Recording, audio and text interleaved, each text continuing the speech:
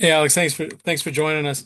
Last week, Quinn Meinerz was talking about the difficulty of sort of switching on the fly from the right to the left side, or even vice versa. But I'm wondering, you seem to have settled in pretty quickly. I'm wondering if you could just talk about, how that process is, sort of, doing things opposite-handed and going from one side to the other, um, on the fly like that. Yeah, it's definitely a tough task, but again, like Coach Street and Chris Morgan have done a phenomenal job of just getting me ready physically, but also just mentally, just kind of helping me simple the game a little bit more in my mind, just to kind of go back to my coaching points. And it's kind of knowing that, listen, it's an imperfect game, but knowing you can have the full focus every single play. And it's also just it's phenomenal to have the guys I have around me. Like Luke Wanberg is an unbelievable resource for me. Anytime I can pick his brain, he's always helping me out, helping me anything I have or need. He'll help me out with that. Garrett Bowles has done also an unbelievable job. He's always there protecting me. Whatever I need, he's there to help me keep moving along. And just the rest of the offense, honestly. Quinn and Mike, I've obviously backed them up for a few years now. And so anytime I have any type of question or something, they'll always give me great advice that I know will work very well. Andrew Mason, the fan. Hey, Palcho, in addition to playing the different side of the line, just kind of what are the differences in starting this year compared to last year in terms of kind of what you've learned, maybe what you can do better, how comfortable you are out there this time around?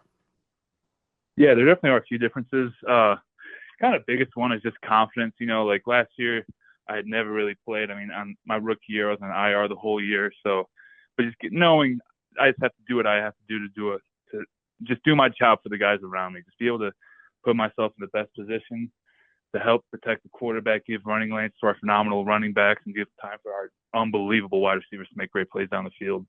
And it's just kind of having that confidence and just more time in this system, which is unbelievable. Again, I said it before, that's a big reason of why I chose to come here is these coaches have given me a great chance to just keep on getting better at my craft. Luca Evans, the Denver Post.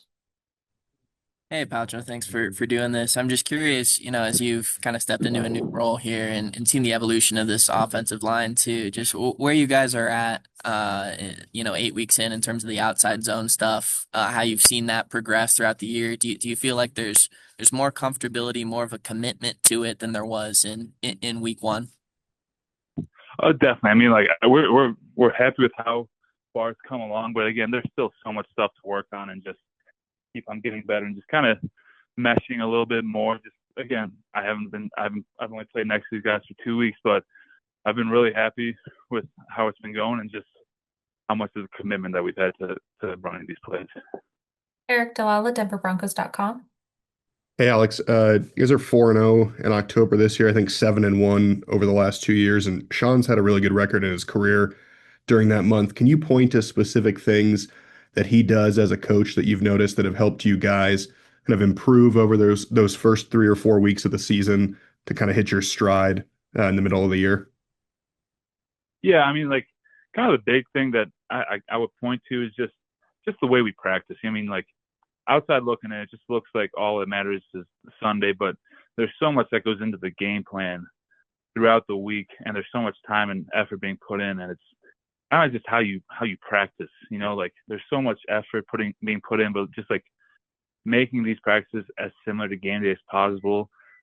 While that's physically, that's also just as important mentally. Just putting yourself in those positions where you like try to simulate it, if that makes sense. Like, and so that's the kind of the biggest thing that's been really helping us is just on these Wednesday, Thursday, Friday practices, just locking in and kind of visualizing yourself like it's Sunday, 2 o'clock, you're at Mile High, first snap, and you're ready to go, and just kind of mentally preparing yourself that way. Zach Stevens, DNVR. Hey, Palcho, thanks for talking with us today. A lot of talk of you playing on the left side for the first time in a long time. When was the last time that you played on the left side before these past couple of weeks? I forget. I was joking with someone the other day. I think it might have been the Obama administration. I think the last time I played left side was either my freshman year at Illinois or my senior year in high school. So it's definitely been it's been a while, but it's been so far so good. And let's go Parker Gabriel, the Denver Post. Hey, Palcho, thanks for doing that. Incredible time reference. Thanks for that. On the 40-yard touchdown run from JK early in the game, just I sort of walk me through that play from your perspective, and then also going back and watching the work that Quinn did on that snap too. That was an unbelievable play just from all the guys, just beautifully executed. I mean, like starting off with just the one block, Pat Bryant, my Illini does an unbelievable job blocking this defensive end. GB gets around, gets to his guy. I'm able to get up to my linebacker and stay attached to him. Luke does an unbelievable job reaching a 2 wide. Quinn murders somebody. Shocker. That was very fun to watch. And Mike reaches his guy, and it was just very fun to see how dangerous. Like when we do our jobs well and execute, it's very fun to see the results of that. And Palcho, we'll do the last question with Nick Kosmider of The Athletic. Go ahead, Nick.